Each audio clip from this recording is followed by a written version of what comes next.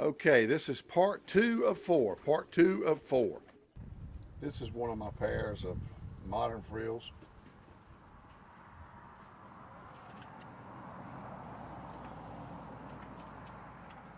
I like the pattern these birds have. These are blondinettes, but I like that frill stencil pattern they have. In fact, that's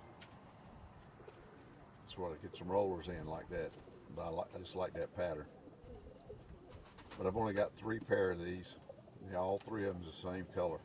It's another pair of the modern frill black blondinette. Got one in here on the nest, and you can't see it from here, but I just saw it. It's got one egg in there. These birds have to be fostered out. If you notice, their beak or lack of beak thereof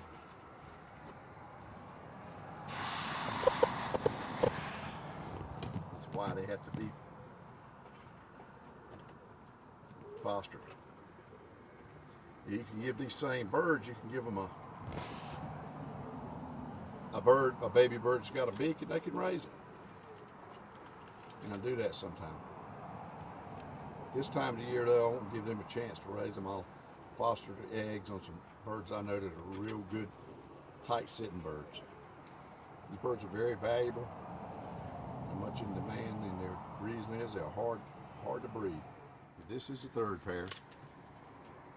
This is the older pair here. Modern frills, blondinette.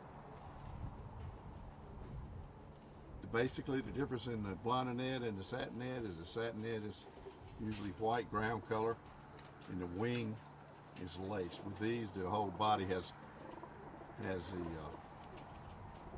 pattern, the stencil pattern in the blondinette. Here we have some classic blondinettes and satinettes. The bird here in front is a satinette. It's a nice one too. Got good lacing.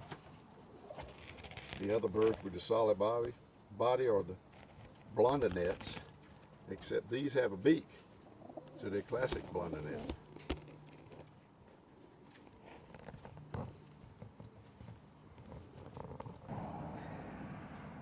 This is a black one. Very nice, very nice. Okay, this is a gold collar lucerne. I would say this is a rare bird here in the U.S. There's probably a few breeders. I've got 5 myself. I believe I've got 2 pair. But they're quite stunning. They're quite stunning. They got the peak crest, they got the little boots on them. Look a lot like a classic frill. Body-wise and tight. You got that gold collar on them. That's supposed to be a big deal. And they are attractive. Just thought you'd like to take a look at them anyway. These are barred. They do come in barless, but I don't have any barless. Okay, what I have here is an ice roller. A pair of them. I've actually got 2 pairs. James Turner made these birds, and they're not rolling yet, but they are beautiful in colors, you can tell. They're very nice. I got 2 pair of them. I'm proud of both of them. Yep. Showing you here's a few of my rare color birds. These are some birds, people call them project birds. They're birds that I crossed with archangels and starlings. Archangels and starlings are obviously very, very closely related. They got to be first cousins at the furthest. These colors you see is something I'm just working on, just playing with it. This is a beautiful little bird here. It's actually got a yellow trim around its tail, the tip of its wings. You can see it there around its head. And the body is basically cream. I don't know what color you call it. It's peak crested like an archer. Here's another one of those. This is got a shell crest.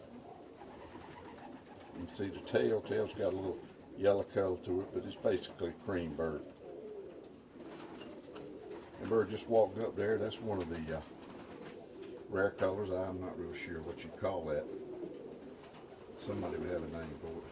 I'm trying to have a white bar, but it's a starling. It's got the crescent on it. There's a nice white bar starling. I would call that an ash red body anyway, blue wings. The one on the right there is basically a solid white archangel, except it's got a shell crest. One next to it is a white-headed or crease mark archangel. And the crease mark's even got some bars on it. Very attractive bird. The bird you see here in front of you is a cross between a modern frill and a frill stencil roller, and it never had any wings.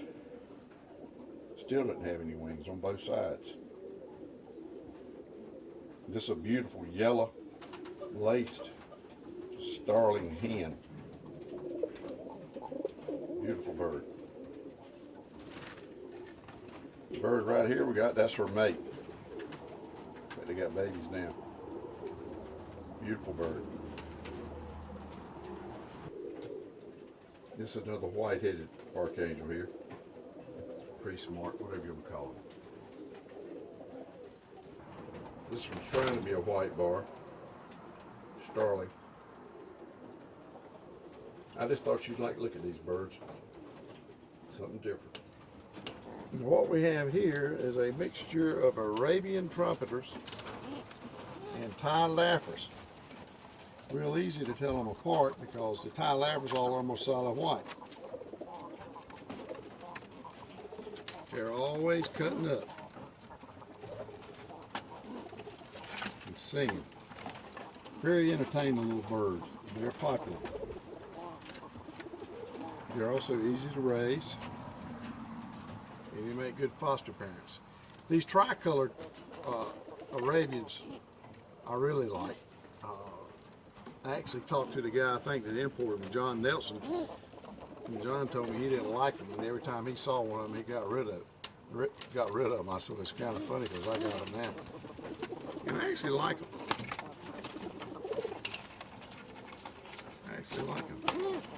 But this is just a group of young birds that I raised this year. These are for sale.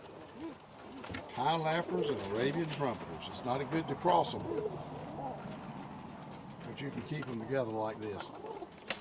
There's too many in here right now, but we'll take care of that shortly. This is actually a breeding cage of Thai laughers. Like two babies in here. I'll give you a little activity here.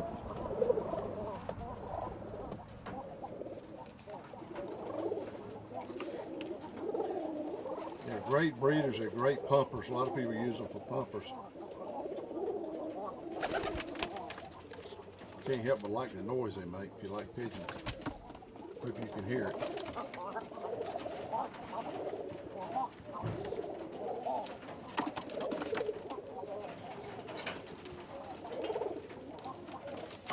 They're a lot of fun. Need a couple of them in your loft just to hear them. Okay, here we got some New York showflies. I really like this breed. They come in all multitudes of color. They're fairly easy to raise.